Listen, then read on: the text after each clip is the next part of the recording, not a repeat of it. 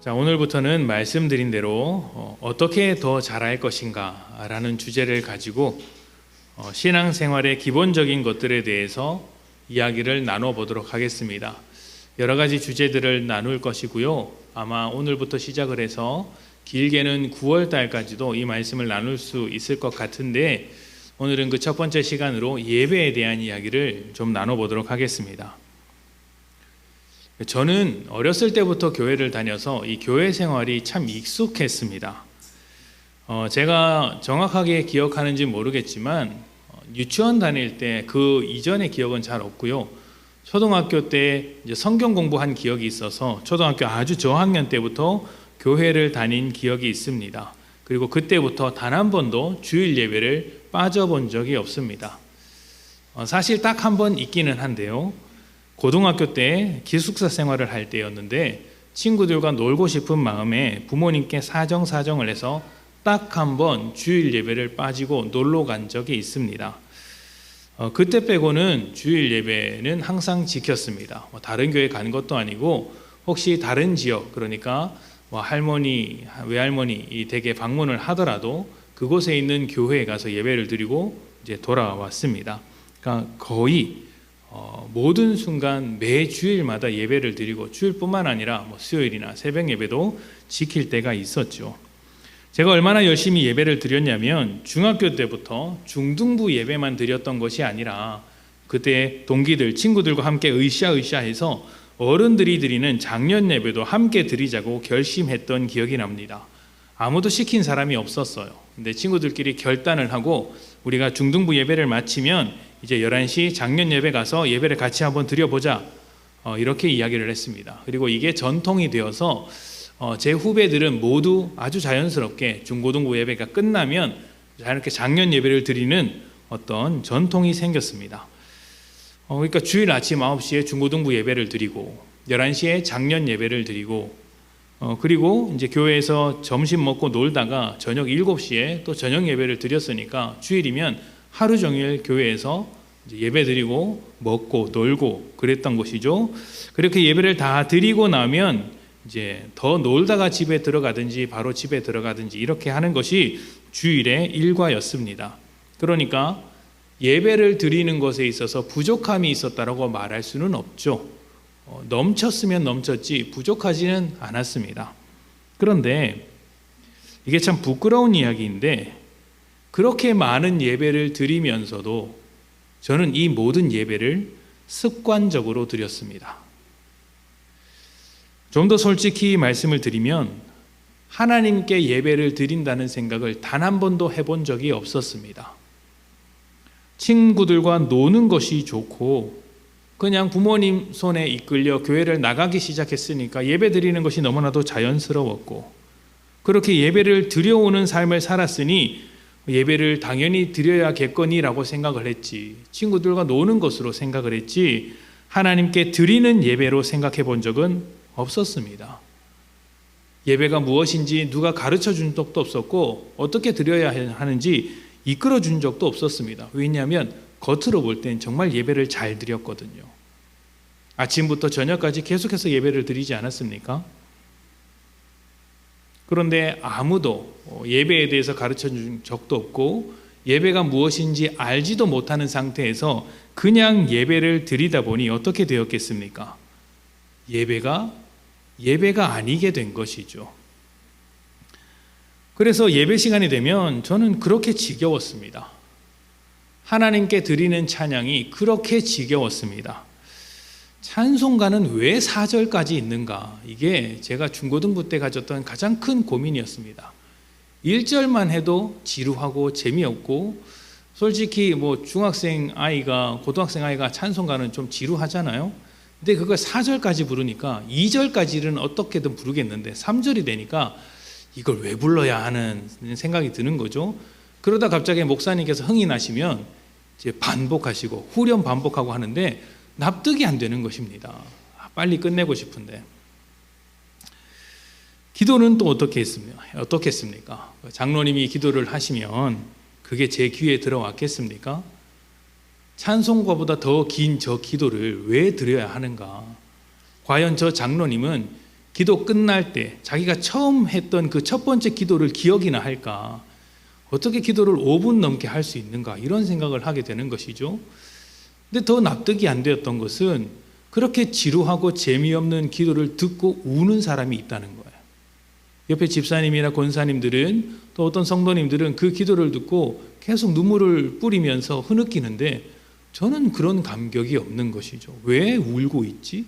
저 지루한 것을 들으면서 감동이 없었습니다. 설교 시간에는 어떻게 했을까요? 저에게 설교 시간은 자는 시간이었습니다. 이게 설교를 들으려고 하다가 졸려서 자는 게 아니라 그냥 자는 시간이었어요. 그 전날 피곤해서 일을 많이 해서 공부를 많이 늦게까지 해서 피곤해서 꾸벅꾸벅 좋은 것이 아니라 그냥 대놓고 잤습니다. 설교 시간이 되면 좀 잘 들으려고 하시는 분들은 그래도 설교 시간이 되면 이제 목사님과 눈을 맞추면서 어깨도 좀 고추 세우고 그리고 자세를 좀 바르게 해서 그렇게 좀 듣고자 하는 마음으로 이렇게 자세를 갖지 않습니까? 그게 앞에 서면 보이거든요. 근데 제가 어떻게 했냐면 저는 설교 시간에 기도가 딱 시작되는 순간 일단 엉덩이를 앞에 의자 끝으로 붙였습니다. 그리고 등을 의자에 대죠. 그럼 어떻게 됩니까? 몸이 이렇게 비스듬하게 되지 않습니까? 여기서 다리를 쭉 뻗습니다.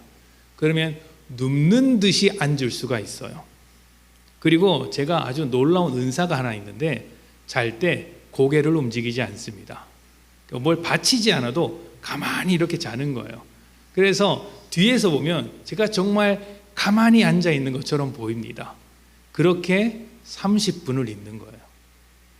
목사님께서 기도를 설교를 하기 위해서 기도를 하는 그 순간 잡니다. 언제 깰까요? 목사님께서 늘 하시는 말씀이 있죠. 마지막으로 이렇게 하면 깨는 거예요. 그래서 제가 설교 때 마지막으로를 안 합니다. 그러니까 그 소리가 희한하게 자는 중에도 귀에 쏙 들어옵니다. 그러면 깨는 거예요. 그리고 목사님께서 설교를 마치고 기도할 때 약간 정신을 차리고 축도하고 끝나는 것이죠. 심각하죠. 그러니까 설교를 들으려고 하다가 잔 게 아니라 그냥 자려고 했습니다. 당시에 제가 예수님을 안 믿은 게 아닙니다. 예수님을 믿고 침례도 받고 신학을 하겠다고 결단까지 했습니다. 고등학교 때는 결단을 했죠. 그런데 제가 정확하게 신학교 2학년 다닐 때까지 예배를 그 모양 그 꼴로 드렸습니다. 신학대학 가서도 그렇게 드렸습니다. 채플 시간이 되어서 모든 신학사, 그러니까 신학생들, 그 옆에 전도사님도 계시고 목사님도 계신데 앞에서 교수님들이 설교하고 있는데 제가 그 중간에서 그러고 자고 앉아 있었습니다. 부끄러운 것이죠. 그러니까 옛날부터 해왔던 습관, 그 이상도 그 이하도 아니었던 것이죠. 왜 저는 예배를 예배답게 드리지 않았을까요? 이유는 간단합니다. 우리를 향한 하나님의 부르심이 예배 가운데 있다는 것을 전혀 깨닫지 못했기 때문입니다. 그래서 살아있는 예배를 드리지 못했고 나아가 삶으로 예배하는 것도 실패했습니다. 예배 그 1시간도 제대로 못 드리는 사람이 어떻게 삶으로 예배를 드릴 수 있겠어요? 저는 껍데기에 국한된 종교 생활을 했을 뿐 진짜 예배를 드린 것은 아니었던 것이죠. 어떻게 보면 이것이 목회자로서 굉장히 부끄러운 이야기이지만 그럼에도 이런 이야기를 드리는 이유는 2가지 때문입니다. 첫 번째는 이 자리에서도 예배를 예배답게 드리지 못하고 종교 생활에 머무는 예배를 드리는 분이 있을까 봐, 껍데기뿐인 예배를 드리는 분이 있을까 봐 걱정이 되기 때문입니다. 그리고 둘째는 하나님께서 저의 예배를 바꾸셨고 또 저에게 예배의 중요성과 기쁨을 회복해 주셨듯이 이 자리에 계신 분들도 하나님께서 예배를 회복해 주시기를 바라는 마음 때문이죠. 2주 전에 어떻게 더 잘할 것인가 라는 이야기를 시작하기 전에 소명에 관한 이야기를 나누었습니다.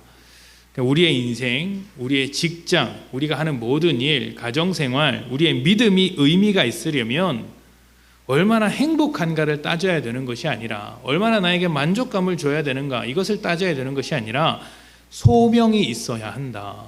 목적과 의도, 소명이 있어야 한다라는 것이죠. 하나님께서 우리를 왜 그 자리로 부르셨는지에 대한 소명이 없으면 그 모든 의미는 사라지게 되는 것입니다. 예배라는 것은 하나님께서 우리를 이 자리로 부르신 목적이자 소명입니다. 그렇다면 예배가 무엇입니까? 하나님의 은혜와 사랑을 받은 자들, 경험한 자들이 그러한 하나님의 일하심에 반응해서 마땅히 드리는 것, 하나님을 즐거워하고 기뻐하고 찬양하는 것입니다. 하나님을 경험한 자들이 하나님을 기뻐하고 즐거워하고 찬양하는 것, 이것을 예배라고 할 수 있죠. 에베소서 1장 3절부터 6절 말씀 우리 다시 한번 봉독해 봅시다. 자, 시작. 찬송하리로다 하나님 곧 우리 주 예수 그리스도의 아버지께서 그리스도 안에서 하늘에 속한 모든 신령한 복을 우리에게 주시되 곧 창세 전에 그리스도 안에서 우리를 택하사 우리로 사랑 안에서 그 앞에 거룩하고 흠이 없게 하시려고 그 기쁘신 뜻대로 우리를 예정하사 예수 그리스도로 말미암아 자기의 아들들이 되게 하셨으니 이는 그가 사랑하시는 자 안에서 우리에게 거저 주시는 바 그의 은혜의 영광을 찬송하게 하려는 것이라. 아멘. 에베소서 1장 3절 시작에 찬송하리로다 이렇게 이야기하는데 이 말은 하나님을 예배하리로다, 예배하라는 말과 같은 의미죠. 하나님께서 우리를 구원하시고 하나님의 자녀가 되도록 하셨습니다. 그러자 어떻게 됩니까? 우리가 어떻게 해야 한다고 나오죠?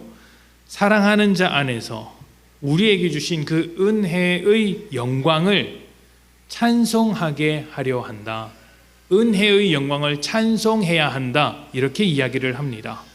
그러니까 우리를 사랑하시는 하나님께서 우리를 구원하셨으니 우리는 받은 구원을 기뻐하고 즐거워하며 예배해야 한다. 이렇게 이야기를 하고 있는 것이죠.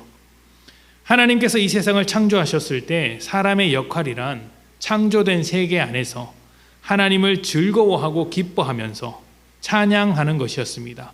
이 찬양이 예배죠.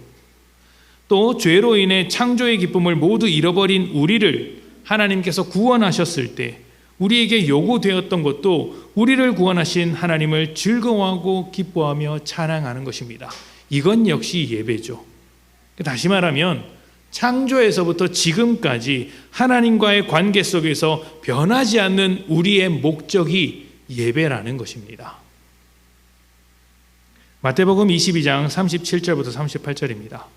예수께서 이르시되 내 마음을 다하고 목숨을 다하고 뜻을 다하여 주 너의 하나님을 사랑하라 하셨으니 이것이 크고 첫째 되는 계명이요.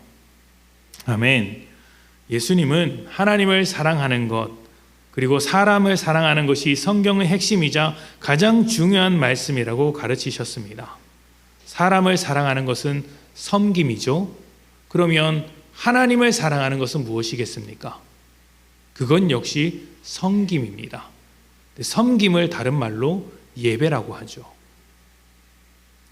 삶에서 소명이 사라지면 삶의 의미와 어떤 가치가 함께 사라지듯이 우리의 믿음 생활도 그 부르신 목적이 사라지면 아무런 의미가 없습니다. 우리 믿음에서 예배라는 목적, 예배라는 소명이 사라지게 된다면 믿음 자체의 의미가 사라진다는 것이고 믿음이 무너지게 됩니다. 예배는 하나님의 은혜를 고백하는 사람들만이 할 수 있는 것이고 하나님과의 관계를 날마다 지켜내고자 하는 사람들만이 예배자로 살아낼 수 있기 때문입니다. 그래서 예배가 무너지는 순간 모든 것이 무너지는 거예요. 시대와 장소와 인종과 국가를 막론하고 부흥이 일어날 때면 항상 예배가 그 부흥의 시작이었습니다. 살아있는 예배를 드리며 예배를 예배답게 지킬 때 변화가 일어나고 믿음이 살아나는 것이지 예배가 없이 이런 변화는 절대로 일어나지 않습니다. 반대로 예배를 예배답게 드리지 못하면 붙들고 있는 믿음도 시들시들해지는 경우가 정말 많습니다. 예배는 하나님과의 관계에 있어서 가장 기본이 되는 것이기 때문입니다. 그래서 그 사람이 예배를 어떻게 드리는가를 보면 하나님을 어떻게 생각하는가를 알 수 있는 거예요. 예배를 드려도 그만, 안 드려도 그만이면 하나님에 대해서도 그렇게 생각한다는 것이죠. 하나님이 있어도 그만, 없어도 그만, 내가 구원을 받아도 그만, 안 받아도 그만. 정말 여러분이 구원을 그렇게 생각하십니까? 하나님을 그렇게 생각하십니까? 제가 목회를 하면서 정말 말씀 중심으로 진실되게 하려고 애를 씁니다. 그런데 모든 면에서 다 잘하지 못하죠. 그 중에 하나가 이 예배에 대한 가르침이라고 생각을 합니다. 가끔 제자 훈련이나 어떤 목회적인 상담을 할 때, 또 설교를 할 때나 성경을 가르칠 때 예배에 대해서 이렇게 가르칠 때가 있는데, 매주 예배를 드려야 하지만 상황에 따라서 예배를 드리지 못하는 순간이 온다면 예배에 대해서 조금 자유로워도 된다. 드리지 못하는 것에 대한 죄책감을 너무 심하게 가질 필요는 없다고 말씀을 드릴 때가 있습니다. 그런데 이것이 제 의도와는 다르게 예배에 대하여 소홀해도 된다는 식으로 받아들이는 경우도 있는 것은 아닌지 참 염려가 됩니다. 제가 예배에 대하여 자유를 말씀드리는 이유는 어떤 순간에는, 진짜 어떤 순간에는, 매 순간 일어나지 않아요. 아주 잠깐, 삶에 잠깐 일어나는데 그 어떤 잠깐의 순간에는 삶으로 예배하기 위해서 예배의 형식을 벗어날 수도 있다는 거예요. 이것을 가르치기 위해서 예배의 자유를 말하는 것인데, 이것을 마치 예배를 드리지 않아도 된다는 식으로 받아들이는 분이 있다는 거예요. 아, 예배에는 자유가 있으니까 예배 안 드려도 되는구나. 그래도 하나님 나를 용서하시는구나. 이렇게 받아들이는 것이죠. 제 의도와는 다른 겁니다. 예배를 드리는 게 마땅한데 어떤 순간에는 정말 어쩔 수 없이 예배를 못 드리는 순간이 있다. 근데 예배를 못 드렸다고 해서 그 순간에 너무 죄책감을 갖지는 마라. 하나님께서 그거 모르시겠냐. 근데 전제가 되는 게 뭐냐면 예배를 지키려는 마음이에요. 이 전제예요. 이걸 깔고 가는 거예요. 그래서 제가 앞에 항상 붙이잖아요. 매주 예배를 드리는 게 당연한데 마땅한데 어쩔 수 없이 어떤 순간에 예배를 못 드리게 되면 인 거예요. 근데 그 앞에 건 싹 빼놓고 예배를 못 드려도 괜찮다. 이것만 빼서 내가 예배를 드리고 싶지 않을 때 예배를 안 드리는 수단으로 설교를 사용하는 거예요. 제가 그런 것을 발견할 때마다 진짜 하나님 앞에 큰 죄책감을 느낍니다. 아, 내가 하나님 앞에서 큰 질책을 받겠구나.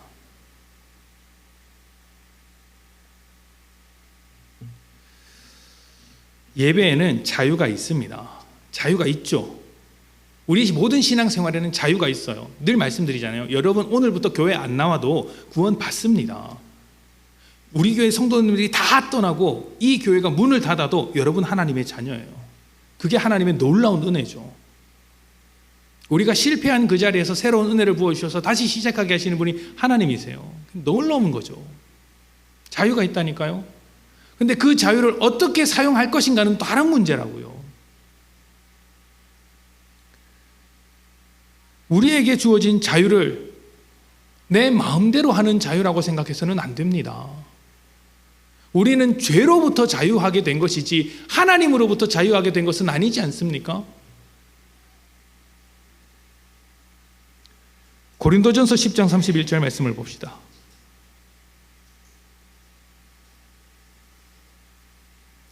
고린도전서 10장 31절 그리고 갈라디아서 5장 13절 말씀 두 말씀을 함께 보겠습니다. 우리 같이 읽어보겠습니다. 시작. 그런즉 너희가 먹든지 마시든지 무엇을 하든지 다 하나님의 영광을 위하여 하라. 자, 갈라디아 말씀을 읽어봅시다. 시작. 형제들아 너희가 자유를 위하여 부르심을 입었으나 그러나 그 자유로 육체의 기회를 삼지 말고 오직 사랑으로 서로 종노릇하라. 아멘. 이 말씀은 자유에 대한 말씀이에요. 이 두 말씀 모두 자유에 관한 말씀입니다.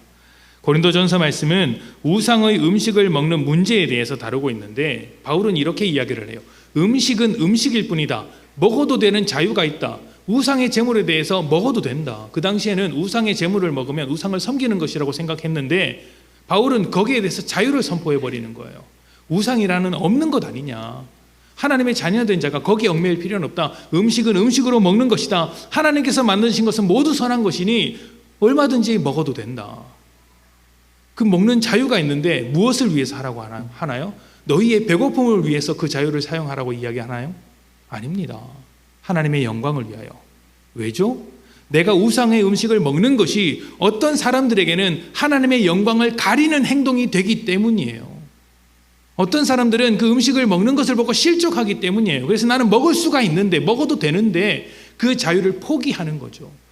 내가 가지고 있는 자유를 하나님의 영광을 위해서 사용하는 겁니다. 갈라디아서 말씀은 무엇이라고 이야기하나요? 더 분명하게 이야기를 하죠. 자유를 위하여 부르심을 입었다. 그런데 그 자유로 육체의 기회를 삼지 말고 사랑으로 서로 종노릇하라 이렇게 이야기합니다. 누구의 종노릇을 하라는 것입니까? 몸된 지체 서로의 종노릇을 하라는 것이고 또 궁극적으로는 하나님의 종으로서 살라는 거예요.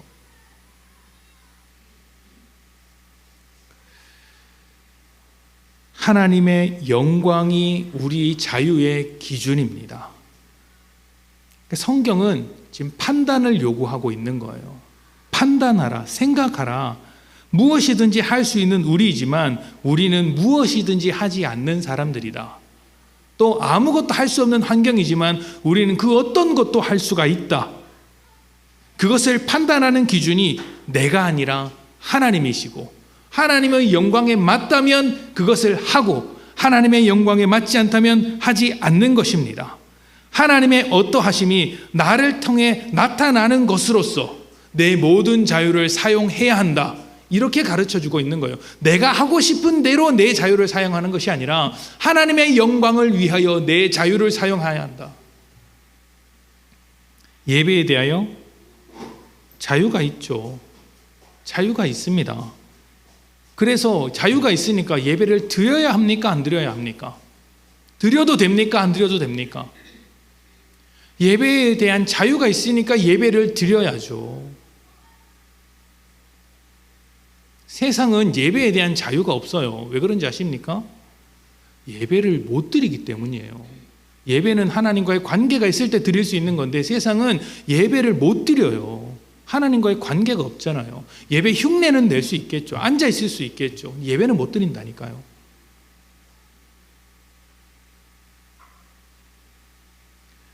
예배를 안 드려도 되는 상황일지라도 우리는 예배를 선택하는 것입니다.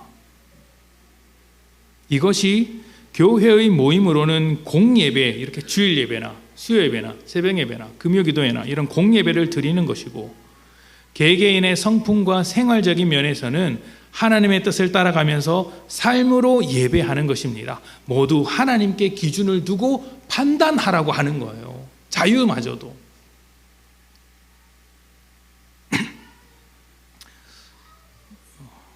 이건 일부 예배 때는 하지 않았던 이야기인데, 이제 어떤 상담가가 이제 자녀와의 대화 중에서 절대로 을의 위치에 서지 말라라고 이야기를 합니다.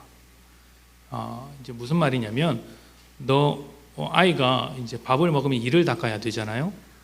그러면 부모님들은 내가 아이와 소통을 하기 원하는 부모, 아이의 의견을 존중하는 부모가 되기 위해서 이렇게 묻는다고 합니다. 너 이를 닦을래? 안 닦을래?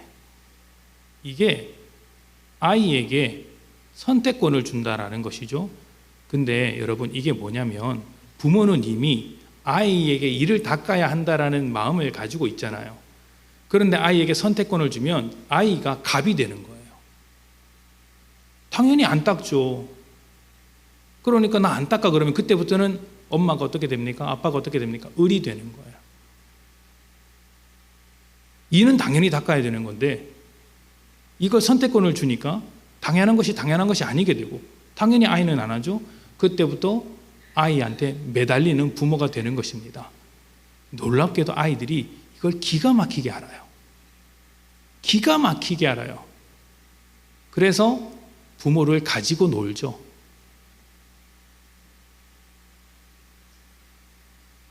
그래서 그분의 이야기로는 아이와 대화할 때 항상 갑의 위치에 서라는 겁니다.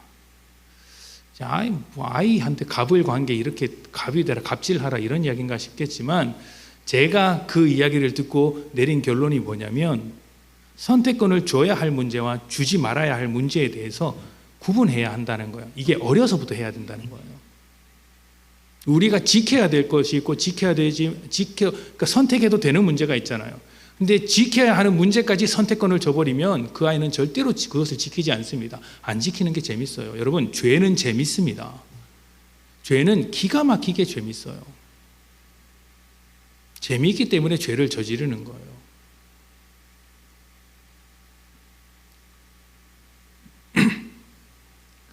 예배를 선택으로 두지 마십시오.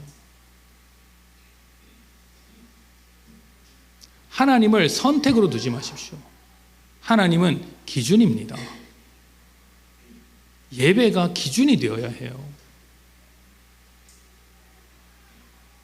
하나님을 선택하는 삶과 하나님을 기준 삼는 삶과 하나님을 선택의 하나로 두는 삶은 너무 다릅니다. 하나님을 기준으로 모든 것을 선택하고 선택하지 않는 사람과 여러 가지 것 중에 하나님을 선택하고 선택하지 않고 이렇게 하는 사람의 삶은 다를 수밖에 없어요. 아이들이 그걸 봅니다. 봐요. 언제 볼까요? 집에서 보죠. 우리 부모님은 주일날 교회는 나가는데 그냥 그게 끝이구나. 봅니다. 좀 더 길어지는데, 이제 부모님들에게 신앙의 본이 되라는 말씀을 드리잖아요. 그 본이 되라는 게 주일날 교회 와서 이렇게 예배를 잘 드리는 모습을 보여주셔야 합니다. 잘 하시는 거예요. 근데 이것으로 신앙의 전부를 했다라고 하면 안 되는 거예요. 집에 가서는요. 집에 가서는 안 믿는 부모와 같이 똑같이 공부에 대해서 걱정하고, 대학 어떻게 가는지 걱정하고, 네 인생 어떻게 될지 걱정하고, 똑같이 잔소리하고, 그런 의미가 없죠. 오히려 아이가 공부를 못하면 더 축복을 해주십시오. 야, 네가 공부를 못하는데도 하나님께서 쓰실 것이니 어떻게 쓰실지 기대가 된다. 제가 공부를 잘한 것 같습니까? 잘할 때도 있었습니다. 너무 못한다고 하니까 근데 제가 공부를 정말 잘했던 때도 있었고 엄청 못했던 때도 있습니다. 바닥에 있었던 때도 있고 꼭대기 있었던 때도 있었고, 이제 신학을 하면서도 바닥에 있었던 때도 있고 꼭대기 있었던 때도 있었어요. 요동을 쳤죠. 그러니까 인생이라는 것이 하나님 아래서 어떻게 살아가느냐에 달려 있는 것이지, 세상에서 내가 뭐 어떤 것들을 하느냐, 뭐 더 좋은 것을 하느냐, 여기에 달려 있는 거 아닙니다. 그래서 우리는 하나님을 기준으로 선택해 나가는 삶을 가르쳐야 되는 거예요. 그래야 예배가 바로 서요. 그게 부모가 해야 될 역할이에요. 하나님이 기준이 아니면 어떻게 될까요? 다른 것을 기준으로 삼겠죠. 다른 것을 기준으로 삼는다니까요. 직장이 기준이 되면 어떻게 될까요? 일이 바쁘면 그냥 예배를 제쳐두는 겁니다. 일이 바쁜데요. 일이 바쁘다라는 핑계가 아주 좋죠. 제가 핑계라고 말씀을 드려서 참 죄송합니다만, 여러분, 일이 바빠도 예배는 드릴 수 있습니다. 인간관계가 기준이 되면 어떻게 될까요? 사람 만나느라 예배를 미뤄두는 것입니다. 조금 더 다른 이야기인데, 예전에 어떤 심리학자가 불교의 초청을 받아서 우리나라 사람의 정서에 관한 어떤 이제 강연을 한 적이 있습니다. 이제 종교와 관련해서 이야기를 한 것인데, 불교의 초청을 받아서 이제 불교 강의라서 이제 뭐 목사가 그런 걸 듣나 싶기도 하겠지만 저는 듣습니다. 들어보고 이제 판단하고 생각을 해야죠. 근데 그분이 참 흥미로운 이야기를 했어요. 우리나라는 그 어떤 나라에 비해서 종교의 자유가 있는 나라다, 이렇게 이야기를 하는 겁니다. 그 이유가 무엇이냐라고 하면 종교적인 신념보다 인간관계를 훨씬 더 중요하게 여기기 때문에, 인간관계 때문에 종교적인 신념을 포기하는 사람들이 굉장히 많다는 거예요. 예를 들어서 남자와 여자가 종교가 다른 상황에서 결혼을 하면 어떻게 됩니까? 종교를 포기한다는 거예요. 뭐 남편이 교회를 안 다니거나 아내가 교회를 안 다녀서 결혼을 하게 되면 그 다음부터 그 사람도 교회를 안 나간다는 거예요. 아니면 뭐 시댁이 불교이거나 뭐 처가가 불교이면은 그때부터 이제 뭐 교회를 안 나가든지 아니면 절에 안 나가든지 이 종교를 포기해 버린다는 거예요. 왜 그럴까요? 신념, 그러니까 내가 가지고 있는 신념보다 인간관계가 더 중요하다는 것이죠. 그래서 우리나라는 그 어떤 나라보다 종교의 자유가 있다는 거예요. 다른 나라는 안 그런답니다. 이슬람 한번 생각해 보십시오. 이슬람에서는 다른 종교와 결혼을 하는 순간 집안에서 쫓겨납니다. 버림받죠. 심한 경우에는 이제 몰래 찾아와서 죽이기까지 합니다. 그래서 살인자를 체포하는데 그 살인자를 석방해줘요. 왜냐하면 그들의 전통이기 때문에. 사람을 죽이는 건 나쁜 것이지만 왜 그렇게 행동했을까요? 그들은 인간관계보다 자기의 믿음, 자기의 신념이 더 중요하기 때문에 그렇게 행동을 하는 것입니다. 제가 안동에 와서 정말 깜짝 놀란 게 하나 있어요. 아주 큰 교회 옆에 이제 성당이 있고, 그 성당 옆에 유교 뭐라고 하나요? 있고, 사당이라고 하나요? 뭐라고 하나요? 그게 있고, 그 옆에 절이 있고, 그게 종교 옆에 종교가 있고, 종교 옆에 종교가 있고, 종교가 있는 것이죠. 그 골목 이름이 종교 골목이라고 이렇게 붙였더라고요. 전 세계 그 어떤 곳도 그런 곳이 없습니다. 우리나라는 왜 그런 게 가능할까요? 종교적인 신념보다 인간관계가 더 중요한 나라이기 때문입니다. 그래서 인간관계 때문에 믿음을 포기하는 거예요. 다른 사람이 어떻게 말하느냐를 가지고 예배를 포기해 버리는 거예요. 다른 사람이 나를 어떻게 생각하는가, 어떻게 말하는가를 가지고 사람들이 뭐라고 하면 예배를 포기하는 경우가 아주 많이 생깁니다. 왜 그렇죠? 하나님이 나의 기준이 아니라 사람이 나의 기준이기 때문입니다. 참된 예배란 하나님을 하나님답게 여기며 하나님의 뜻대로 살아가는 것입니다. 내 삶의 모든 결정의 순간에 하나님께서 기준이 되신다면 그것이 삶으로 드리는 예배예요. 내 모든 삶의 순간순간마다 하나님께서 내 모든 선택의 기준이 되시면 그걸 보고 삶의 예배를 드린다라고 하는 거예요. 삶으로 예배를 드린다. 그리고 하나님과 만나는 시간을 소중하게 여겨서 다른 그 모든 시간보다 예배를 드리는 것을 우선한다면 그것을 예배 드리는 삶이다라고 이야기를 합니다. 우리는 삶으로 예배를 드려야 하고 동시에 예배 드리는 삶을 살아내야 하는 것이에요. 자, 그렇다면 여러분, 우리가 이렇게 예배를 드려야 하는데 이렇게 드리는 예배가 습관적으로 드리는 예배가 아니라 정말 살아있는 예배로 더 잘 드리기 위해서는 무엇이 필요할까요? 어떻게 해야 할까요? 로마서 12장 1절부터 2절입니다. 로마서 12장 1절부터 2절 우리 함께 봉독합니다. 자, 시작. 그러므로 형제들아, 내가 하나님의 모든 자비하심으로 너희를 권하노니 너희 몸을 하나님이 기뻐하시는 거룩한 산 제물로 드리라. 이는 너희가 드릴 영적 예배니라. 너희는 이 세대를 본받지 말고 오직 마음을 새롭게 함으로 변화를 받아 하나님의 선하시고 기뻐하시고 온전하신 뜻이 무엇인지 분별하도록 하라. 아멘. 여러분, 예배에서 제일 필요한 게 무엇인지 아십니까? 예배에서 제일 필요한 것. 예배를 드릴 때 반드시 필요한 것이 제물입니다. 제물이에요. 왜냐하면 예배는 하나님께 드리는 것이기 때문이에요. 드리는 것. 구약시대 제사에는 항상 제물이 있었습니다. 제사의 종류에 따라 또 드리는 사람의 입장에 따라 제물의 종류는 다양했어요. 좀 넉넉한 사람은 좀 더 큰 것으로 드렸고, 이제 좀 부족한 사람, 이제 가난한 사람은 그냥 땅에 떨어져 있는 곡식을 주워다 제물로 드렸어도 됐습니다. 하나님은 똑같이 받으셨어요. 제물이 크고 많음이 적은 게 아니라 제물을 가지고 와야 하는 게 중요했어요.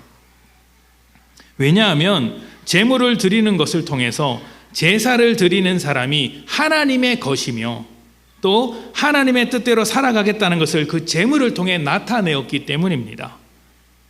예수님께서 십자가에 달려 죽으신 것도 우리를 위한 제사의 제물로 달려 죽으신 거예요.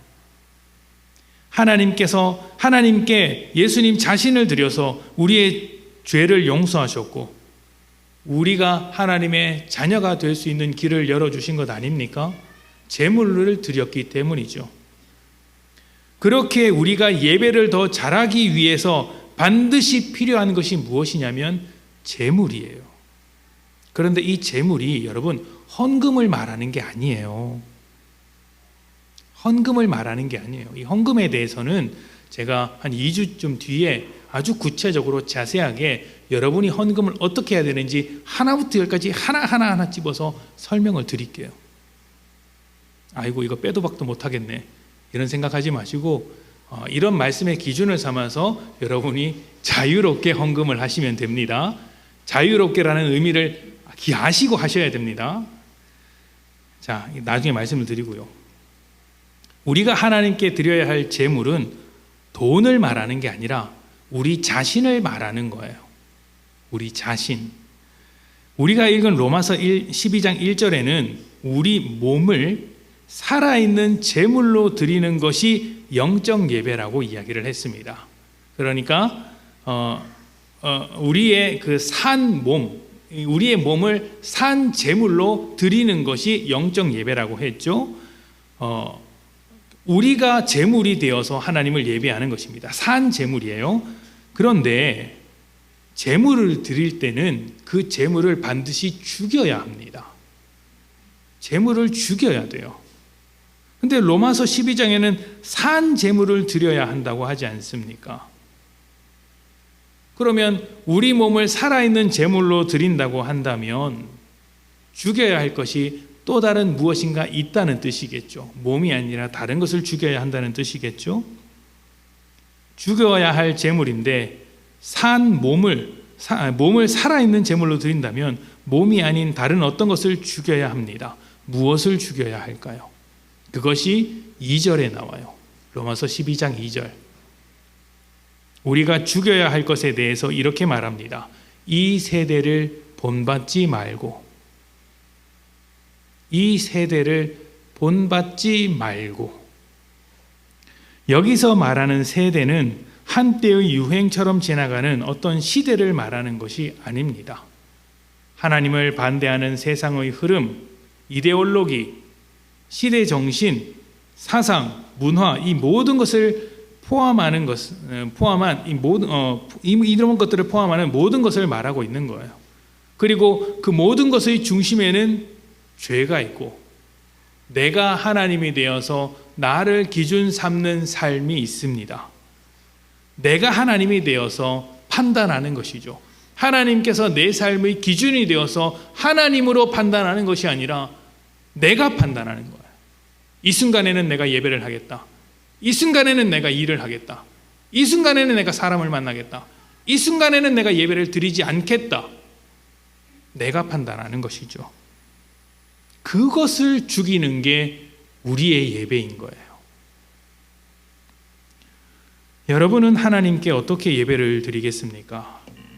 예배는 하나님께서 우리를 향한 하나님의 일하심을 쉬지 않을 때 그 일하심 속에 살아가는 우리 역시 하나님을 향해 나아가는 것을 쉬지 않는 것입니다. 하나님께서 우리에게 쉬지 않을 때 우리 역시 하나님을 향해서 쉬지 않고 달려가는 것, 그게 예배인 거예요. 그러니 어떻게 예배를 드려야 합니까? 잘 드려야죠. 이 자리에 참석하는 것을 넘어서 정말 드리는 것이 되어야 합니다.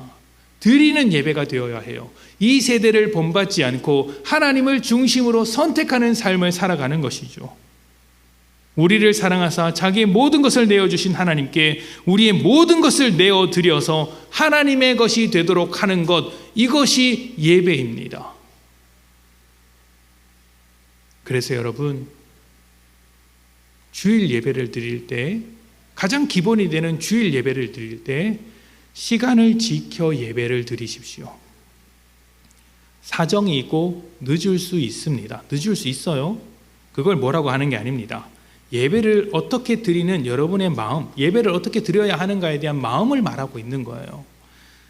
제가 예배 시간이 되면 아예 자려고 준비를 했다고 말씀을 드리지 않았습니까? 그렇게 예배 드려서는 안 된다는 거예요. 제가 예배 시간이 되면 등에 딱 붙이고 다리 쭉 펴고 아예 잘 생각으로 예배를 드렸다고 하지 않았습니까? 그러니까 시간을 지키는 문제도 그렇게 생각을 하시면 안 된다는 거예요. 주일에 다른 일정 잡지 마십시오. 일주일에 하루 정도는 정말 주님께 집중하는 시간이 필요하지 않습니까? 6일 동안 세상에 휘둘렸는데 이 하루마저도 세상에게 내어준다면 여러분, 세상이 여러분을 보고 조롱을 합니다. 하나님을 보고 조롱을 해요. 이스라엘 백성이 광야에서 죄를 지었을 때 뭐라고 했냐면 이스라엘을 보고 애굽이 하나님을 조롱한다 이야기를 했습니다. 왜냐하면 자기 백성을 인도하지도 못하는 하나님, 이렇게 조롱을 한다는 것이죠. 우리가 하나님께 예배를 예배답게 드리지 않으면 세상이 하나님을 이렇게 조롱할 것입니다. 자기 자녀들에게 예배도 못 받는 하나님, 하나님 취급도 못 받은 하나님을 내가 왜 믿어야 하는가? 라고 여러분에게 물어볼 거예요. 우리가 예배를 안 드리는데, 하나님을 하나님 대접 안 해드리는데 우리 곁에 있는 사람이 하나님을 하나님답게 생각을 하겠습니까?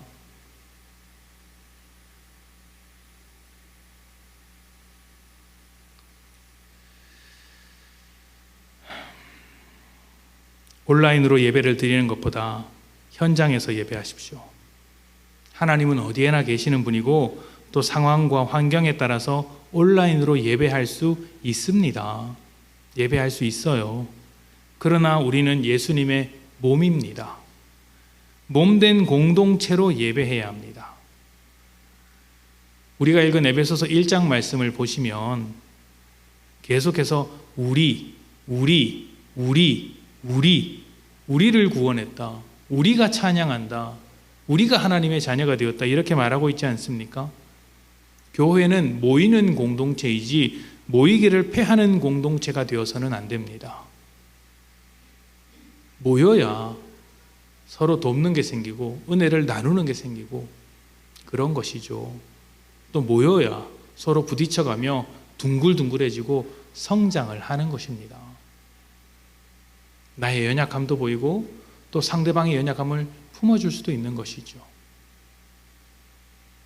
예배의 모든 순서를 적극적으로 하십시오.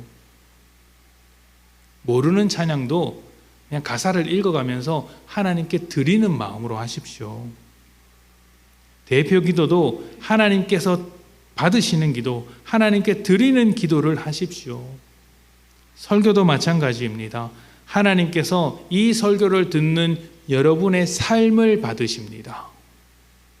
하나님께 드리는 마음으로 들으시고 하나님께 드림으로써 여러분의 삶을 말씀으로 분별하여 살아가는 것이죠. 여러분의 삶으로 말씀을 분별하는 게 아닙니다. 여러분의 삶을 살면서 이건 지켜야 할 말씀, 이건 안 지켜야 할 말씀 이렇게 분별하는 게 아니라 말씀으로 여러분의 삶을 분별하는 거예요. 이건 할 것, 이건 안 할 것.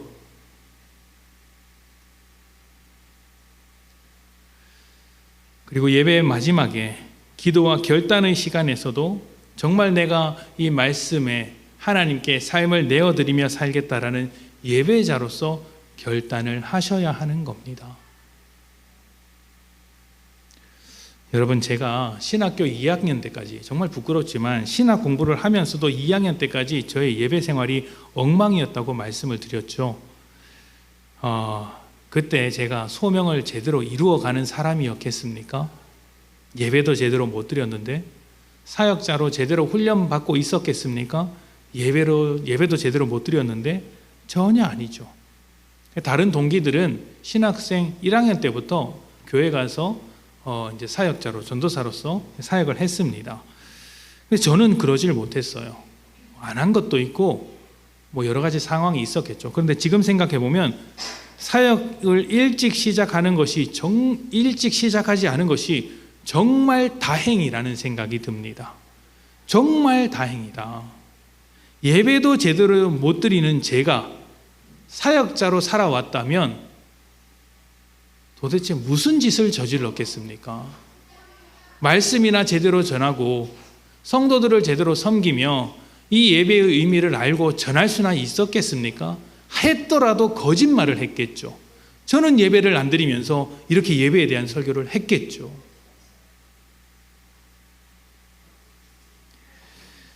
사역자로서 사명을 붙들고 제대로 공부하면서 살아보려고 했던 시기가 이제 대학교 3학년 이후입니다. 제가 어떻게 이렇게 정확하게 시기를 기억하고 있느냐면 저의 예배 생활이 달라졌기 때문이에요. 그 3학년 때부터 군대를 갔다 오고 나서 복학하고 나서부터 예배에 대해서 조금 더 알게 되고 이것이 예배구나라는 것을 경험한 뒤에 예배 생활이 달라졌기 때문입니다. 진정으로 드리는 예배를 시작했습니다. 그리고 예배에 대한 저의 태도가 하나님에 대한 저의 태도를 바꾸었습니다.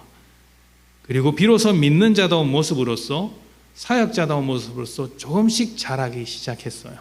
그런데 그렇다고 해서 예배를 완벽하게 잘 드린 것은 아니었습니다. 왜냐하면 대학교 2학년 때까지 가지고 있었던 그 습관이 고쳐지지 않았기 때문이에요. 예배 시간만 되면 저도 모르게 그렇게 움직이는 거예요. 반응을 하는 거예요. 예배만 드리고 나면 그렇게 회개를 했습니다. 아팠어요.